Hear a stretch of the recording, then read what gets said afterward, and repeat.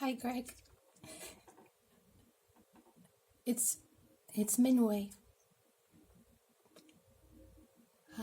Meds said if I recorded you a message, she would play it for you so you could hear it.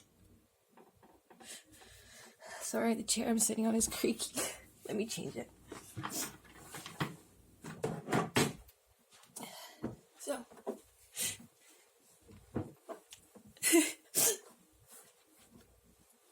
I don't know how to grieve very well. I have not suffered loss where there's a funeral very often, and the people who died in my life were very old people, or they'd been sick for a long time. Oh, I miss you, Greg. I've set this little display here because I didn't get a chance to go to your funeral, and when our friends were doing your memorials, I didn't have the strength to attend at the time because there's just, I can't help but cry. I'm not even gonna apologize. There's just been so much stuff going on. Here, let me just, I got some incense for us, for while I'm chatting to you, if I can light it.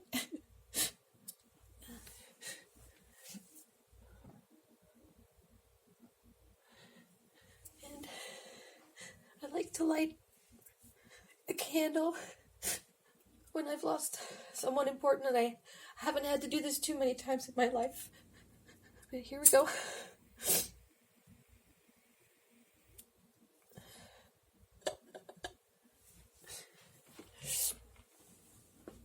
I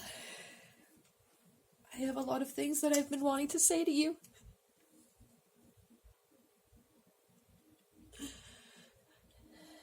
And I am grateful that I got a chance because I didn't know what else to do.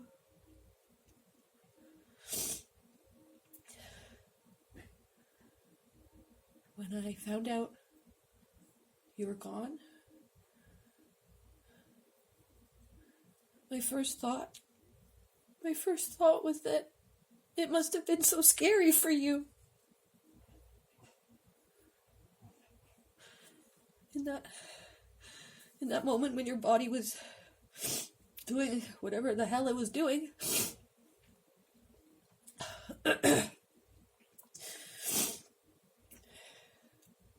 And that's what's been stuck in my head the most. Is the idea of you in your room all by yourself, not able to call for help. And there's nothing I can do to change what happened to you. And there's nothing I can do to change anything that happens to anyone I love, and your passing has reminded me of that, and I think that's why it's been so hard for me to come and say goodbye. But I think it's time to say goodbye to you now because it's hurting too much to carry this around, and I know from my limited short time that I had of being your friend, I know that you would not want any one of us to suffer and be sad. So I'm really making this effort because I know you had your struggles, and I'm coming to learn too that you had some issues in your mind about how you saw yourself that are very similar to things I fight every day in my head.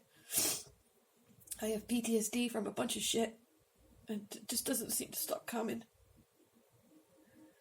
And it's like that song, and I am a Fallout fan, but don't get me wrong, I don't know all the lore, so I don't remember which radio it's on, but it's like that song that they have on the radio. How can the sun go on shining? When you died, I didn't know until I was told. And then I was frightened for all my friends. Because I didn't know when you died, and there was no message in the sky when you died. It wasn't real until I found out. So then I was panicking about my extended online family and my blood family and my so on and so forth. Worrying how everybody is. And I'll share something with you, Greg, that's really hard. When I was pregnant, about 5 months pregnant, I got hit by a car. It was not a collision where I sustained a great deal of physical injury, but as someone who already had PTSD and severe anxiety, and I was pregnant, so extra hormones and instincts, it really fucked me up. And your death has helped me to see that I'm actually still hurting more from that incident than I had realized.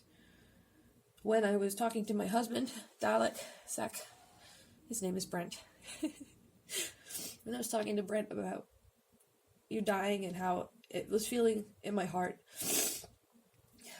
I can't remember exactly how I got to it, but I made a comment about it's like when I'm riding in the ambulance and my hands went to my belly protectively.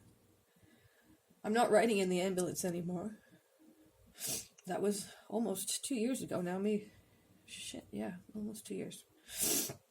But the ambulance ride broke me, Greg. It broke me because of someone who's got all those things I just told you about, the anxieties and whatnot. They didn't have the machine on the ambulance to be able to tell me if my baby was still alive or not. So for however long the ambulance ride was, there's nothing they can do for me physically.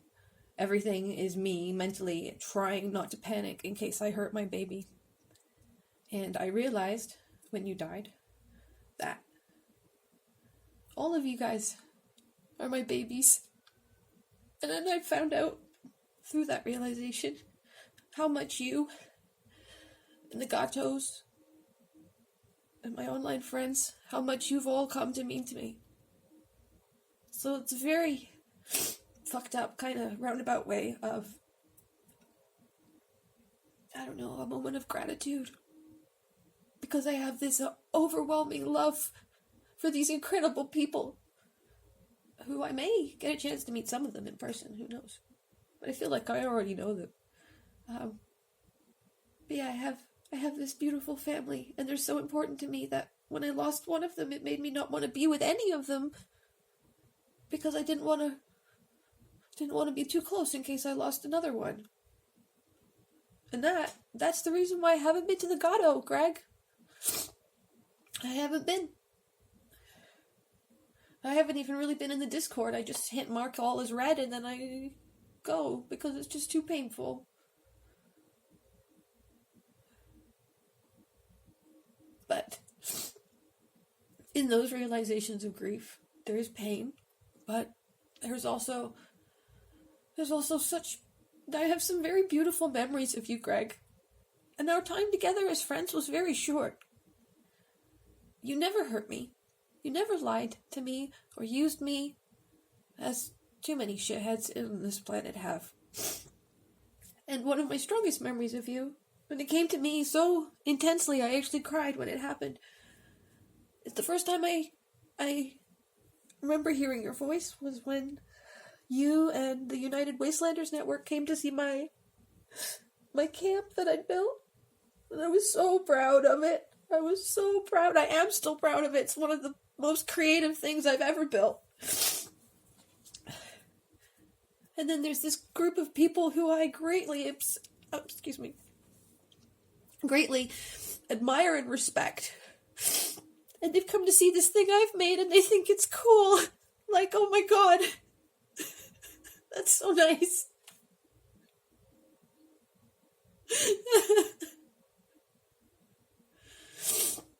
And everybody was laughing and having fun, and I remember when you all showed up, and I can't remember who said it. It might have been you. I'm not sure. I remember it was a male voice. And they're like, oh no, it's a box. And then RM or Shredder or Jessica Star, somebody said, oh, it's what's inside the box. And then I remember, while everyone's playing, because it's a maze, there's different paths to follow. What am I saying? You took it. You took it. You went through the maze. But when I was in a different section and Shredder had the camera in a different section, or whoever was the camera person, And I can hear your voice over the mic going, oh my god, this detail is awesome, Minway. This is so cool. I've never seen anything like this before. So thank you, because you and the Gatos really encouraged me. I mean, COVID was a dark time. Okay, COVID sucks for everybody, but in particular around this time, I was dealing with a little bit of postpartum depression, and I'm still dealing with the PTSD from the car accident, and a whole bunch of self-worth stuff, because I can't get back to work, and I know you donated some money towards the GoFundMe for Kiddo's Switch, but yeah, I'm still fighting that custody battle with my ex, and I don't think my lawyer really knows what she's doing, but whatever, like, it just feels like the hits keep on coming. But anyways, Legatos, yourself, your music, fuck man, I haven't even started talking about your music, and I can see on my camera I'm already up to almost 11 minutes. I don't want to do this ceremony with you for too long, because I can feel my head is starting to really hurt. And once I've said what I need to say, I'll sign off. Otherwise, I'm going to start going in circles and just going in a negative feedback loop, and it'll take me a while to get out. So, your music, my god. Part of what my initial reaction when you died, and I found out, was, oh my god, he can't make music anymore.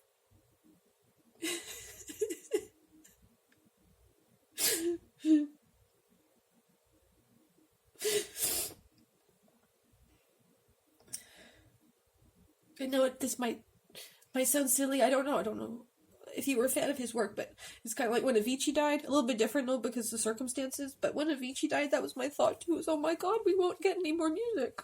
The music's gone. But I know the music is not gone. I know it's not gone. I know that there's copies of it. But your music, yeah. So, I wanted to thank you for your music, and I wanted to thank you for your kindness. And I wanted to thank you for being you, and for being a part of the Fallout community. I might have been a lurker a lot of the time, and scrolling through Twitter and posting way too many gifs and shit, but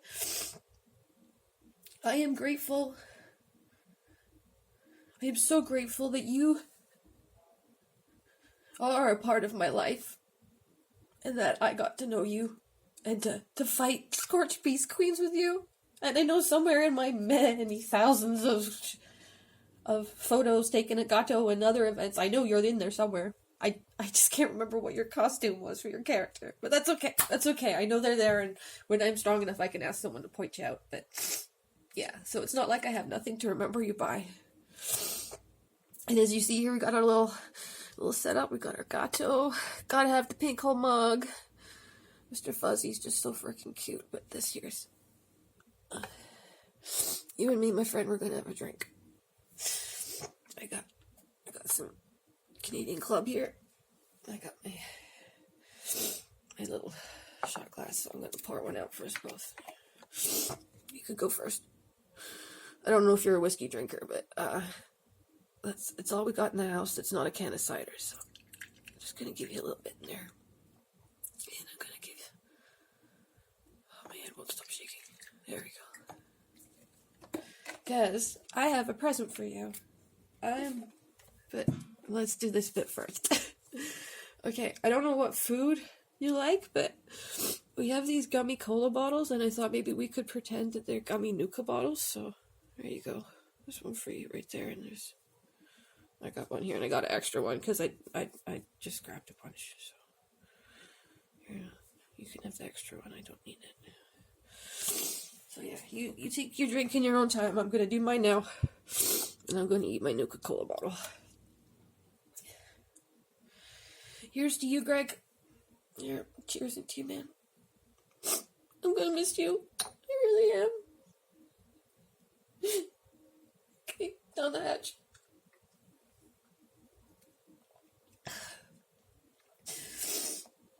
Okay, there, see, drink it up. I'm gonna eat my little cola bottle, so just gonna give me a minute here to chew through this sucker. Okay, that is a weird taste. Whiskey followed by gummy cola bottles.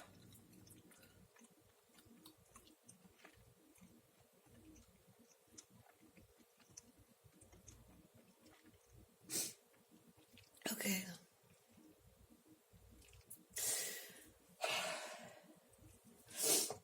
Alright, so Greg, what I want to do for you is I'm going to sing for you. Because, like I mentioned earlier, all you gatos are my babies. So, I'm going to sing you a song from Fallout that I've been singing to my kids since... I can't remember how long I've been singing it to her. Since kiddo was 1. And I know that the words aren't quite how they are in the original, but you sing something enough to your kids over and over again in the middle of the night, the words are going to get a bit muddled. And I'm probably going to cry, and I can't even guarantee this shit's going to be in tune, but I want to sing you the lullaby I sing for my children. Okay, give me a sec here to breathe and to try to...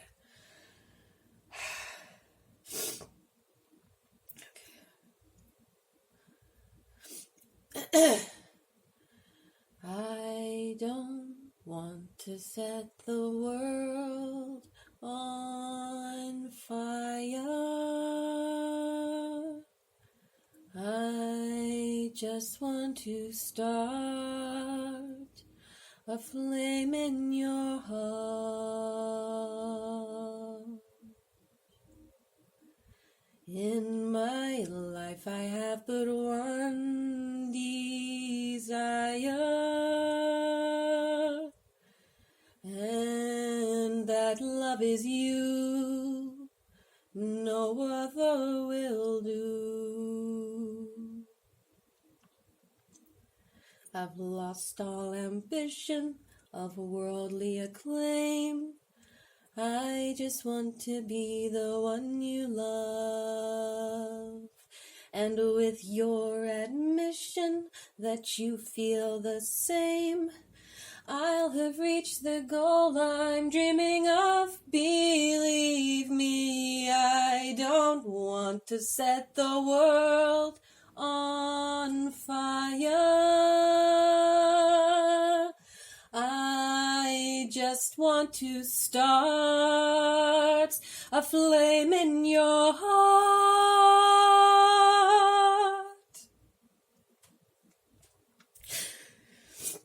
And there you go.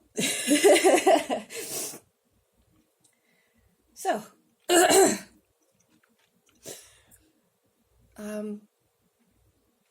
yeah, that's what I wanted to do for you. And truthfully, I feel a shit ton better. I'm never gonna forget you, Greg. I'm never gonna forget you. I don't hear the word redefined the same way anymore. I love you, Greg. Dalek, Pancake Cat, and my kids, when they found out that you were gone, they were sad. And they send you their love too. Now, I'm gonna sign off, and I hope that whatever's on the other side is what you wanted on the other side. And I hope nothing hurts anymore. Okay, Greg. Thank you. Goodbye.